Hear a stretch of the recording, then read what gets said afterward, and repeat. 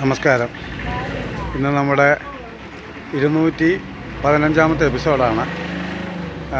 ഈ എപ്പിസോഡ് മൂന്നാറിലൊരു ഗസ്റ്റുകൾ അവിടുത്തെ ജീപ്പ് ഡ്രൈവർമാരെ ആക്രമിച്ചു എന്നും പറഞ്ഞ് ഒരു ആൾ പോസ്റ്റ് ഇടുകയും അത് വൻ രീതിയിൽ പ്രചരിക്കുകയും ചെയ്തു. ഗസ്റ്റുകൾ ആക്രമിച്ചു എന്നും പറഞ്ഞ് ഞാനീ കുമിളിയിൽ നിന്നും പറഞ്ഞ സ്ഥലത്ത്, അതായത് തേക്കടിയുടെ കവാടമായ കുമിളിയിലാണ് ഞാൻ താമസിക്കുന്നത്. ഞാൻ എവിടെയാണ് ജനിച്ച് വളർന്നത്. നിങ്ങൾ മൂന്നാറുകാർ ഈ ന്യായീകരിച്ചും ഒക്കെ പറയുമ്പോൾ പോലീസിനെ കുറ്റമൊക്കെ പെടുന്നു, പോലീസ് ചവിട്ട് കൊടുത്തു എന്നൊക്കെ പറയുമ്പം നിങ്ങൾ മനസ്സിലാക്കേണ്ട ഒരു കാര്യമുണ്ട്.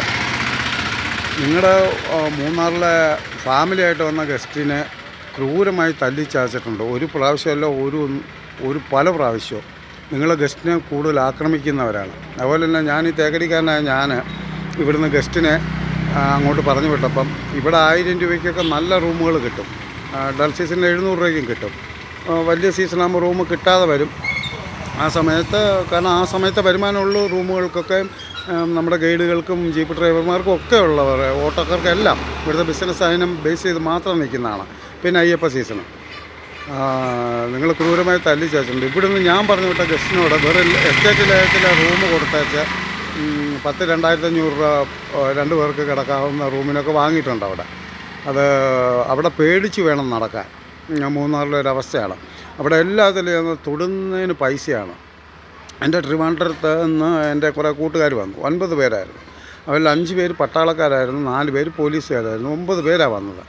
അവർ ഇങ്ങോട്ട് വരാൻ പറഞ്ഞപ്പോൾ ആരോ ഇവിടുന്ന് ഈ തേക്കടിയിലുള്ള ഏതോ വെളിയിൽ വന്ന് ജോലി ചെയ്യുന്ന ഏതോ ഹോട്ടലിലെ മാനേജർ പറഞ്ഞു, മൂന്നാറാണ് സൂപ്പർ, അവിടെ ജീപ്പൊക്കെ ഭയങ്കര സൗജന്യമാണ്. അവിടെ ചെന്നപ്പോൾ ഇവരുടെ വണ്ടി അവിടെ നിർത്തിയിട്ട് ജീപ്പേ കൊണ്ടുപോയി 2000 രൂപ വാങ്ങി. ചുമ്മാ ഒരു ചെറിയൊരു കയറ്റം കയറിയാണ്. അത് 2 ട്രിപ്പ് അടിക്കുകയും ചെയ്തു. അതുപോലൊക്കെ ഞാൻ പക്ഷേ ഈ തേക്കടിയെക്കുറിച്ചാണ് പറയുന്നത്. ഇവിടെ വർഷങ്ങളായിട്ട് ഈ 30 കൊല്ലത്തിനകം ഒരേ ഒരു ഗസ്റ്റിനെയാണ് ഇവിടെ ആക്രമിച്ചിട്ടുള്ളത്, ഇവിടുത്തെ ആരെങ്കിലും നാട്ടുകാരോ ഒക്കെ.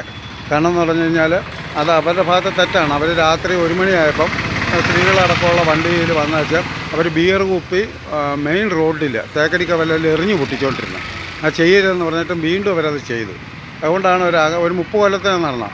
ഇവിടെ ഞങ്ങളുടെ നാട്ടിൽ ആരും ഒരു ഗസ്റ്റിനെ ഇന്ന് വരെ ആക്രമിച്ച ചരിത്രമില്ല. വേറെ ഒരു ഗസ്റ്റിനെ ഇവിടെ ആക്രമിച്ചിട്ടില്ല. ഒരു സ്ത്രീകളോട് ഇവിടെയുള്ള ഡ്രൈവർമാരോ ഗൈഡുകളോ ഇവിടുത്തെ ഹോട്ടൽ ജീവനക്കാരോ ഹോട്ടലോ ഒന്നും, ഒരു വ്യാപാരികളോ ഇന്ന് വരെ ഒരു ഗസ്റ്റിനെ ആക്രമിച്ച ചരിത്രം ഈ തേക്കടിക്കില്ല.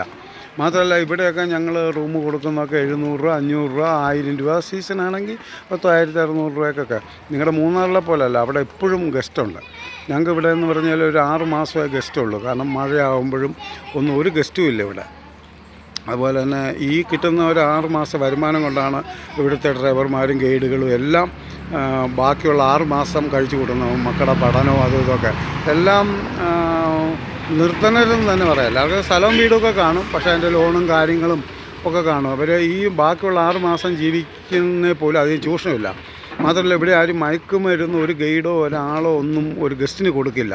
കാരണം എന്ന് വെച്ച് കഴിഞ്ഞാൽ അങ്ങനെ ഒരാൾ ചെയ്താൽ ആ ഗൈഡ് അസോസിയേഷൻ ആ വണ്ടി ഡ്രൈവർമാരിൽ നിന്നൊക്കെ അവർ പുറത്താക്കി ഒരു അകൽച്ച പാലിക്കും മറ്റുള്ളവർ. മാത്രമല്ല ഒരു ജീപ്പിനൊക്കെ മേടിക്കുന്നതെന്ന് പറഞ്ഞാൽ എല്ലായിടത്തേക്കാളും ന്യായമായ ഒരു റേറ്റാണ്. റൂമിന് റേറ്റ് കുറവാണ്. ഫുഡിന് 1-2 ഹോട്ടലുകൾ, അതും തമിഴ്നാട്ടിൽ നിന്നൊക്കെ നടന്ന ഹോട്ടലാണ്. ഇവിടുത്തുകാരൊക്കെ നടന്ന ഹോട്ടലുകളിലും വിലക്കുറവാണ്. ഏറ്റവും കുറവ് ഇവിടെ പൊതിച്ചോറ് വരെ, നല്ല ബിരിയാണി വരെ 100 രൂപയ്ക്ക് കിട്ടുന്ന സ്ഥലമാണ് ഇവിടെ. അതുപോലെ തന്നെ ചായക്ക് ഇവിടെ 10 രൂപയുള്ളൂ. നിങ്ങളുടെ മൂന്നാറിൽ എത്രയാണ്? ഈ തേക്കടിയിൽ അതുപോലെയാണ് ഇവിടുത്തെ കാര്യങ്ങൾ. ഒരു ഫോറസ്റ്റുകാരും എല്ലാവരും എത്ര മാന്യമായിട്ടാണെന്നറിയോ പെരുമാറുന്നത്. മാത്രമല്ല ഇവിടെ അനധികൃതമായിട്ട് ബോട്ട് ടിക്കറ്റ് എടുക്കാനും ഒന്നും പറ്റില്ല. എല്ലാം ക്യൂ നിന്ന് അതായത് ഗസ്റ്റുകളെ കൊണ്ട് തന്നെ എടുപ്പിക്കുകയാണ്. ഫുഡിനും എല്ലാത്തിനും, താമസ സൗകര്യത്തിനും. മാത്രമല്ല ഇവിടുത്തെ ഡ്രൈവർമാർ സ്വന്തം കുടുംബത്തിലെ അംഗങ്ങൾ ഗസ്റ്റായിട്ട് വരുന്ന പോലെ തന്നെയാണ് ഇവിടെയുള്ളവർ.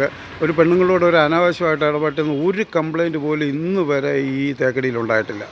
ഞങ്ങളുടെ കുടുംബത്തിലെ സ്ത്രീകളോട് മോശമായിട്ട് അവരൊക്കെ നല്ല രീതിയിൽ ഇടപെടും. പക്ഷേ അവരൊക്കെ സഹോദരിമാരെ പോലെ, അമ്മയെ പോലെ, മക്കളെ പോലെയൊക്കെ കരുതത്തുള്ളൂ. അങ്ങനെയില്ല, മയക്കുമരുന്ന് കൊടുക്കില്ല. ഇവരെ ഒരു ചൂഷണം വരുന്നൊരു ഈ പാനസവാരി അങ്ങനെ ഇങ്ങനെയൊക്കെ പോയാൽ എന്തെങ്കിലുമൊക്കെ അവർക്ക് ചെറിയ കമ്മീഷൻ കിട്ടും. അത്രയൊക്കെ ഉള്ളൂ. നിങ്ങൾ മൂന്നാറുകാർ ഈ ഗസ്റ്റിനെ തല്ലിച്ചതച്ച വാർത്തകൾ ഇതിനുമ്പോൾ ഒത്തിരി വന്നിട്ടുണ്ട്.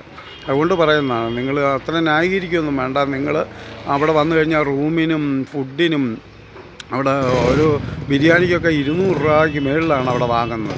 റൂമിന് അതുപോലെ തന്നെ വെറും പന്ന ലേത്തിന് പോലും മേടിക്കുന്ന റൂമുകൾക്ക് അതുപോലെ, ജീപ്പിനും അതുപോലെ തന്നെയാണ്. പിന്നെ ഒരു ജീപ്പിൻ്റെ മുകളിൽ കയറി ഒരാൾ ഇരുന്നു എന്ന് പറഞ്ഞു കഴിഞ്ഞാൽ ഇവിടുത്തെ ഗൈഡുകളും ജീപ്പ് ഡ്രൈവർമാരും ഒക്കെ വണ്ടിയുടെ ഫ്രണ്ടിലൊക്കെ ഇരുത്തി ഫോട്ടോ ഒക്കെ എടുക്കും അവർ ചോദിച്ചു കഴിഞ്ഞാൽ. കാരണം ഗസ്റ്റാണ് ഇവിടുത്തെ രാജാവ്.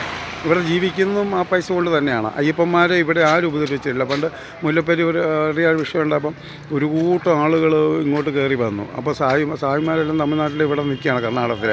ഇവിടുത്തെ വ്യാപാരികളാണ് അവരുടെ വ്യാപാര സ്ഥാപനങ്ങൾക്കകത്ത് ഈ അയ്യപ്പന്മാരെ കയറ്റി നിർത്തി ഷട്ടർ അടച്ചു. ആരും വന്ന് ആക്രമിക്കരുതല്ലോ എന്നും പറഞ്ഞു അയ്യപ്പന്മാരെ പ്രൊട്ടക്റ്റ് ചെയ്യുകയാണ് ചെയ്തത്. ഈ കുമിളയിലൊരു അയ്യപ്പന്മാർ ആക്രമിക്കപ്പെട്ടില്ല മറ്റ് സംസ്ഥാനത്തെ.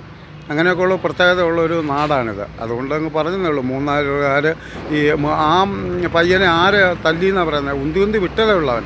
അവൻ ആദ്യം വിളിച്ച താ കൂട്ടിയാണ് തെറി. ആയം പോലും തമിഴിലൊക്കെ അവൻ തെറി വിളിച്ചു.